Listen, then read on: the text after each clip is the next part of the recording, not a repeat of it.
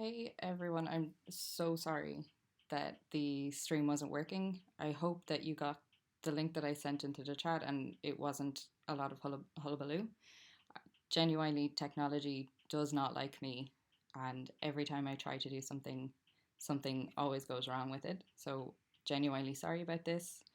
Um, Unfortunately, I know that I sold this whole remote meetup as a place where you can network and talk, but for this particular meetup, it's going to be just me talking to a screen and you having to watch it from the other side. But I did get an email from meetup.com to say that they have introduced conferencing software so that people can actually have conversations back and forth. So that's something that I'll be trying to do for the next meetup. But for today, it's going to obviously be a little bit different. We're going to talk a little bit about target markets and the importance of target markets for like SEO and creating content that's relevant for your target market is super important for any kind of content strategy. Um, it's going to be a very basic, I want to say, presentation, just because I don't want to go into a lot of detail because we only have half an hour. And I really do want people to ask questions and interact a lot because we haven't had a meetup in a long time. And it's really important that people actually learn on these as opposed to me just talking to myself, basically. And I really do want to get to know a lot of people through this meetup as well. Before I start the presentation, though, I just wanted to reach out to everyone and just say that if you're finding that right now in Ireland or abroad, like working from home, or maybe if you lost your job, if you feel like you have a lot of extra time and you want to use it in a productive way and upskill in SEO, I would definitely be interested in maybe even starting a WhatsApp group. If that's the case, if you could just reply to the email that was sent out earlier today with the link to the YouTube video, just with your name and your phone number, I can create the WhatsApp group today. And what we can do is just share interesting thoughts, interesting articles that have come up in the past couple of months. And we can just have a good conversation about what these kind of new technologies that are coming out, like Python with SEO, what they could mean for us as a group, and how we could possibly going forward create more just more interesting events that people can interact with as well. Because obviously, from my perspective, my my background would be from a content perspective as opposed to a technology perspective. So I want to learn more about Python. So if there's someone in the group who can actually help with that from that perspective and do a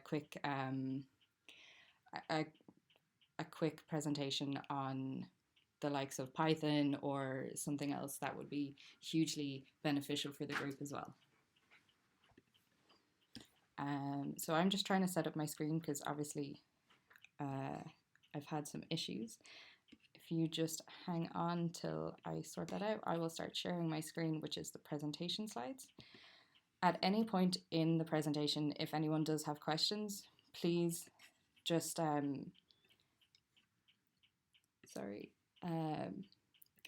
please just put it in the chat. Ask any questions you want. It's hugely beneficial for everyone in the group that people do ask questions, because obviously I know, because I'm talking to you through YouTube, it's not easy for you to ask the questions in real time. But I will get to the questions at the very end of the presentation, and I'll try not to go on and on about things that you're not actually you don't know too much about. So I should be sharing my screen now, my presentation slides.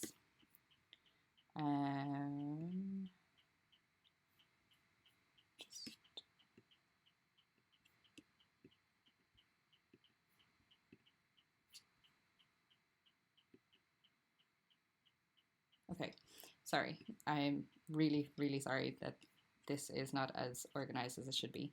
So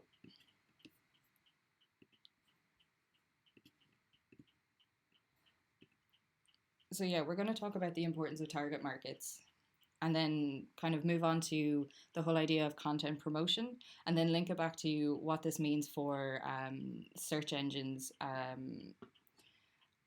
and why it's important really to have an SEO strategy that takes into account these certain aspects of like marketing as a whole.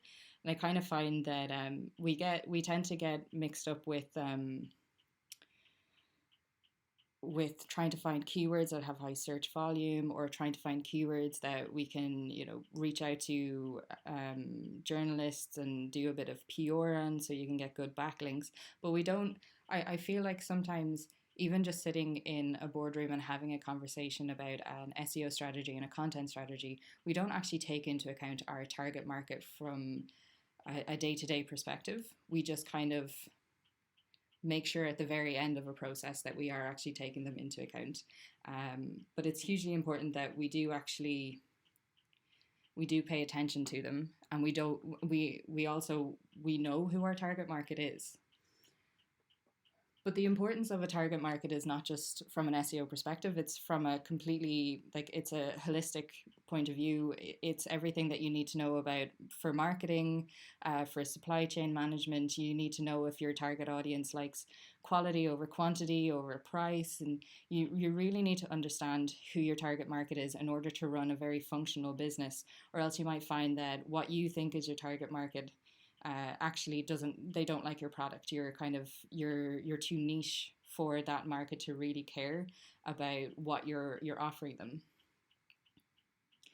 And the importance of a target market is that you know who your target market is from a perspective of gender, demographic, even the average salary of your target audience, because if you can identify your generation, like if it's a generation, if it's a millennial compared to Generation X, you will know that their buying habits are hugely different, and how they do research on the products that they want to buy.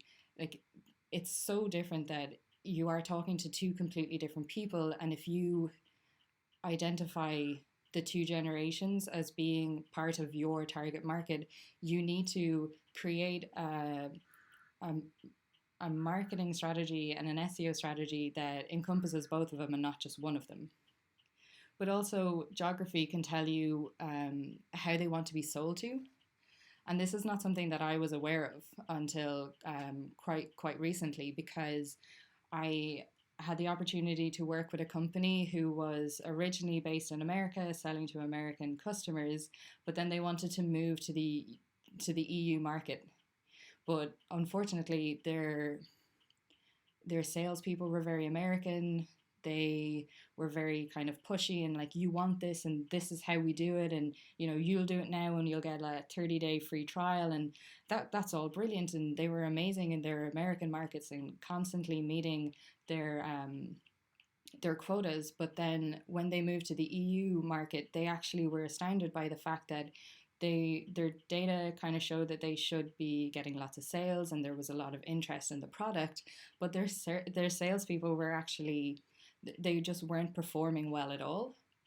Even with additional training and additional kind of help from the use of collateral and videos, just moving into the EU market wasn't what they thought it was.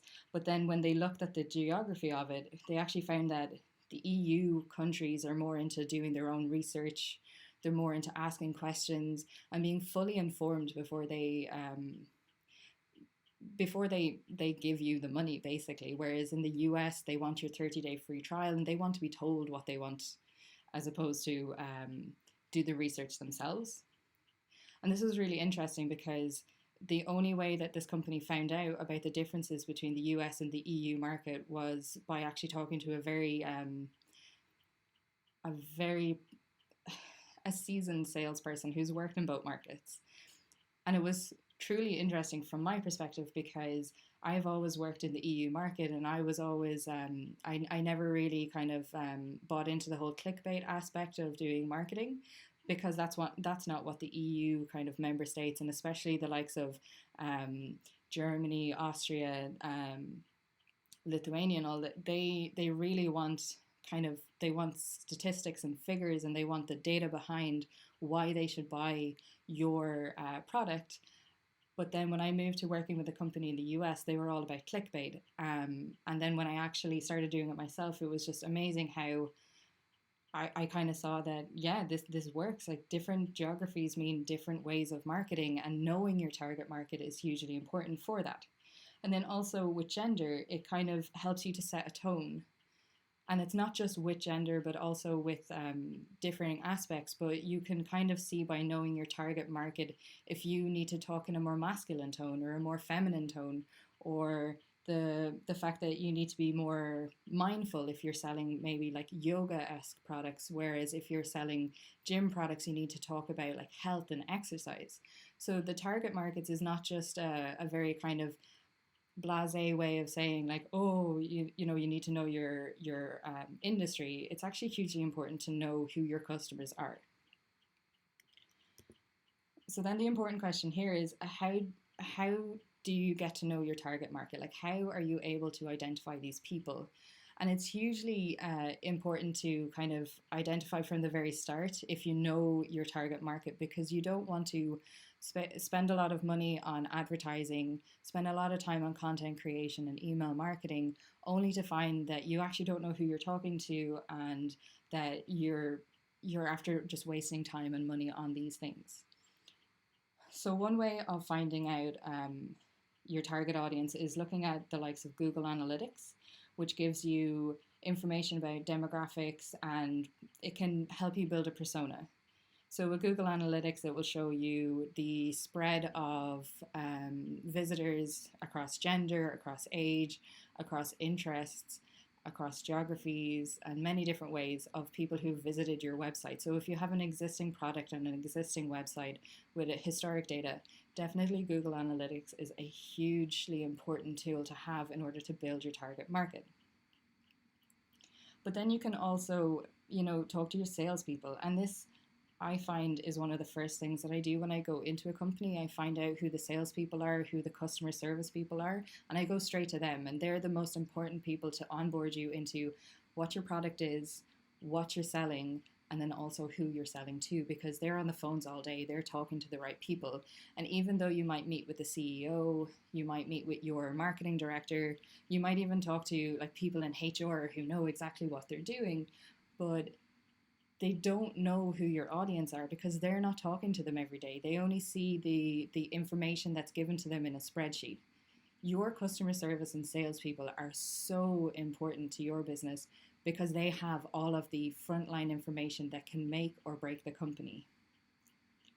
And I learned this, you know, I learned this in one of my first jobs as doing marketing, because I was a direct report to the sales director, and he was giving me loads of information about like, oh, our target market is any business who needs this service, like any business, big, small, new, old, just everyone. And I was creating marketing collateral to kind of replicate that. Like, we service every business in every county in Ireland. And then when I actually got time to talk to the salespeople, they actually were like, oh, like, we don't really want to talk to the small people because that we actually drop into them on a daily basis. Like, we go into them and see them face to face, and that's what they value. They value the trust and the relationship building through us going into them. So they don't care about the collateral. What the salespeople cared about was me creating collateral to talk to the bigger companies, to talk to the multinationals that, you know, maybe their supply chain was based in the US as opposed to in Ireland. So you actually needed a lot of collateral. You needed to kind of get the brand in as many places as possible in order for the right people to see it. And that changed the way that I worded the content as well, because I wasn't talking about, you know, we service every company in every county. It was, we service all of the big companies, you know, see all of these huge logos that we have. We want you on that as well. So instead of, you know, mentioning Mary down the road who owns a flower shop, we're talking about the big players like Coca-Cola, Apple, Microsoft. And that made a big difference to the importance of the marketing collateral to salespeople, and then the salespeople actually started asking me for that information as well. You can also get to know your target audience through doing user testing before you even have a product in the market. And I actually really like this, where you use focus groups, or if you just like stand outside a shopping center for 10 minutes, depending on what your product is, and just ask people, like, what do you think this is? Would you be interested in it? And then taking note of who is interested and who isn't.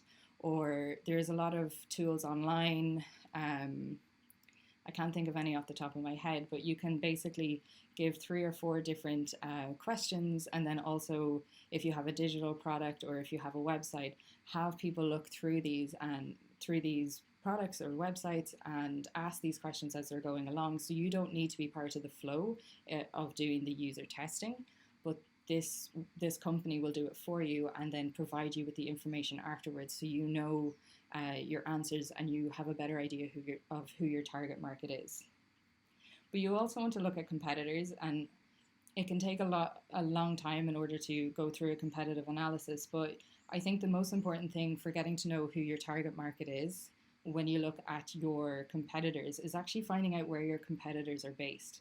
Like, do they have a website, or is it important for them to have a website? Are they selling through Facebook advertising and Instagram advertising? That means that their target audience is actually a quite younger audience. And then, maybe if they're spending more time on LinkedIn, they care more about relationship building with bigger companies and kind of cold calling, as opposed to just kind of doing very, basic content creation and, creating a long-term marketing plan. So now you know your target market, you know why you should have a target market in mind and a persona in mind. You need to start thinking about content promotion, and that's why it's important from an SEO perspective. Because target markets are online, but you need to know where they are online. So from your competitive analysis, you know that your competitors are on LinkedIn or on Instagram, but are they doing advertising, or are they just posting? Are they using social media as just another way of promoting their content, or are they actually spending money on advertising through it? And you should know where to share your brand outside of social media as well. Like, is email marketing a hugely important part of the industry that you're selling in? Or maybe, search engine optimization is hugely important because people are actually using it from the very get-go to do research on the products that they want. And then obviously when you move on to like different platforms, you want to see if maybe your target market like video compared to images, or if they like infographics compared to, hugely elaborate pieces of content. So from that perspective, you really need to keep an eye on your competitors, but also you need to actually do research into who your target market is. If it's a certain generation, what are the trending media for them to consume when it comes to high intent, like when people are getting to the stage where they want to buy. So it's not just the research part of things, but it's also like the whole funnel in which you want to lead someone down from start to finish, and finish obviously being a sale. So content promotion is hugely important because you're building up your content repertoire. You're saying, I need these pieces of content, these landing pages, these email templates ready to go, and also these pieces of content for advertising as well. You need to know your assets that you need to create, and you also need to know like where you need to set up as well, because it takes a while to set up social media profiles, LinkedIn, advertising and everything like that. So you need to be ready to go when it comes to like doing the whole, like getting into the nitty gritty of the marketing side of things. And then finally, I've talked about target markets. I've talked about content promotion, but what does this mean for search engine optimization? Target markets and content promotion are hugely important for SEO because it's what helps you rank. It's the engagement.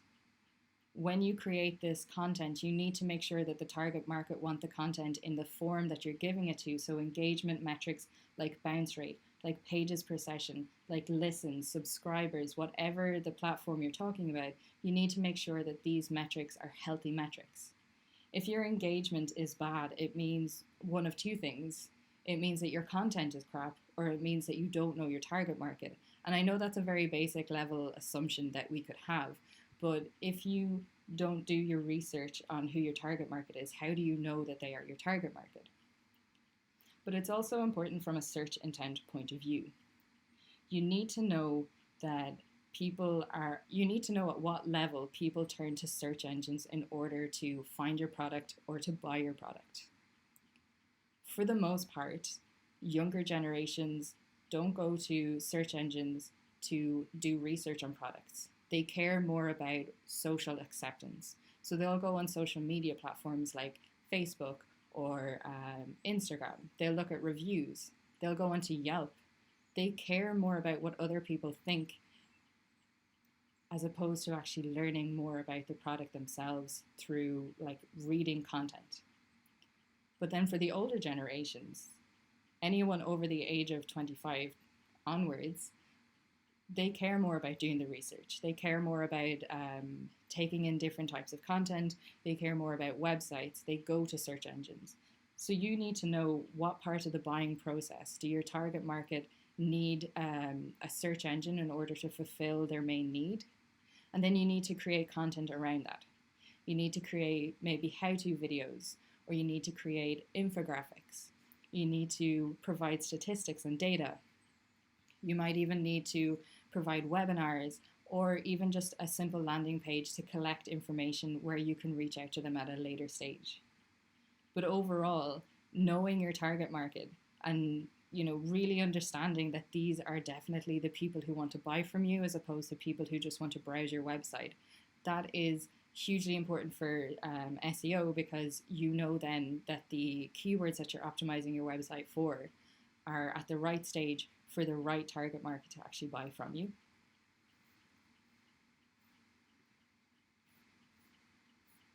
So that's all I have to say. And I know that we're a little bit over time, but I do want to open the floor to questions.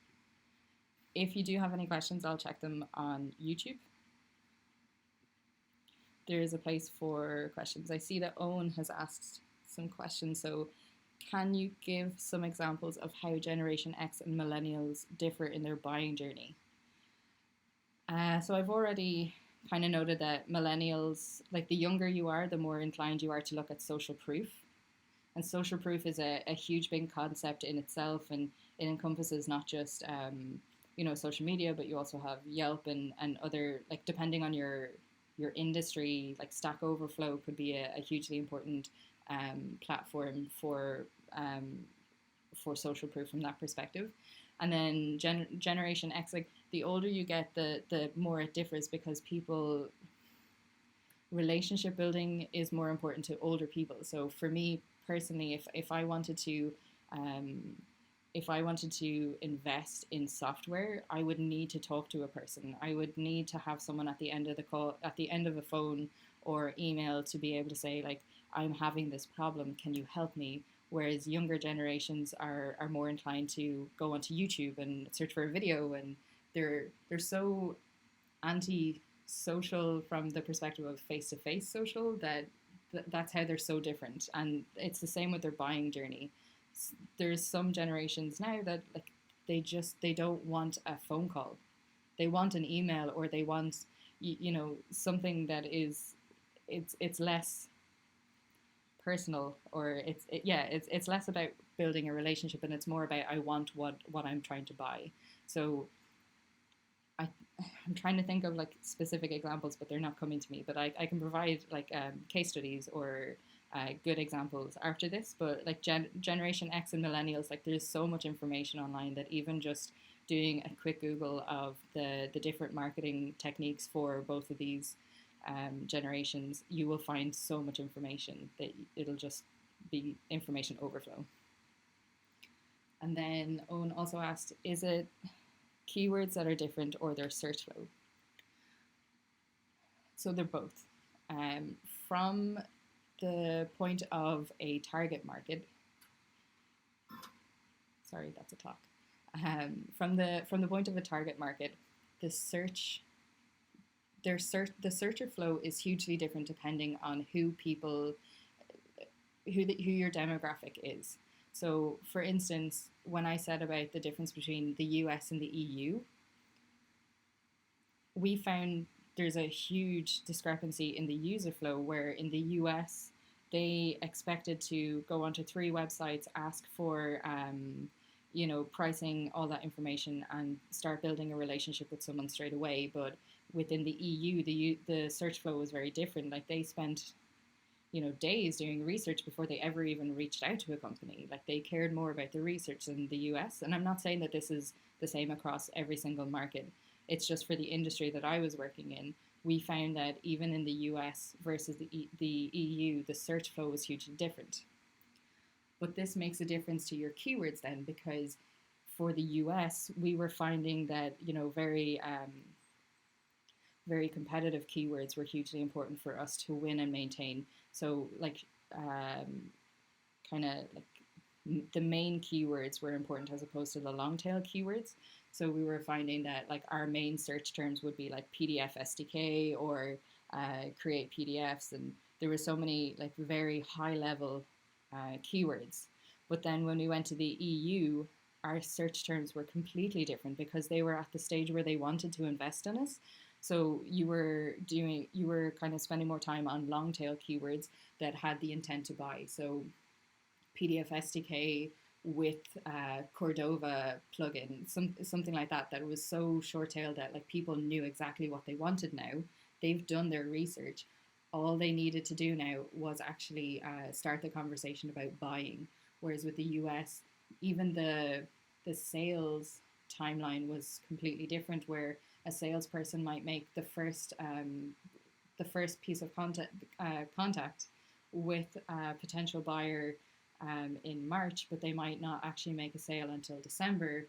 But in the EU, we found that that was shortened down to 2 months. Like that was a hugely eye-opening kind of piece of information that we had going forward with our sales team when I was with that company. So from that point of view, the keywords are different, their search flows are different. So understanding your target market will actually have a huge impact on understanding how they find your product and how they decide they want to buy your product, and then how they use keywords in order to find them. I don't see any more questions, but if you do have any questions, please do feel free to reach out. I will have this video up on YouTube a little bit later after doing a little bit of editing. But if you do have any other questions, please do either put them in the Meetup event or reach out to me personally. You can just simply reply to the email that I sent earlier. And as I said at the start, if you're interested in having a more network-esque conversation with people in the group, please do feel free to send your name and your number by replying to the email that I sent earlier, and I will add you to a WhatsApp group where we can have a better conversation and kind of get to know each other better as well. I really do feel like at this point in time, if a lot of people are working from home, I feel very unsocial, that it would be nice to kind of get to know other people and kind of talk about things that we're very passionate about as well. So I'm going to leave it there today. Thank you so much for joining. I really am sorry for what happened on Friday.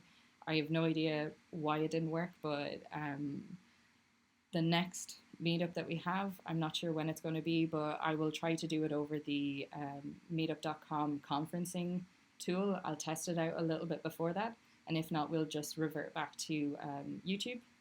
But thank you so much, and I hope you have a good evening.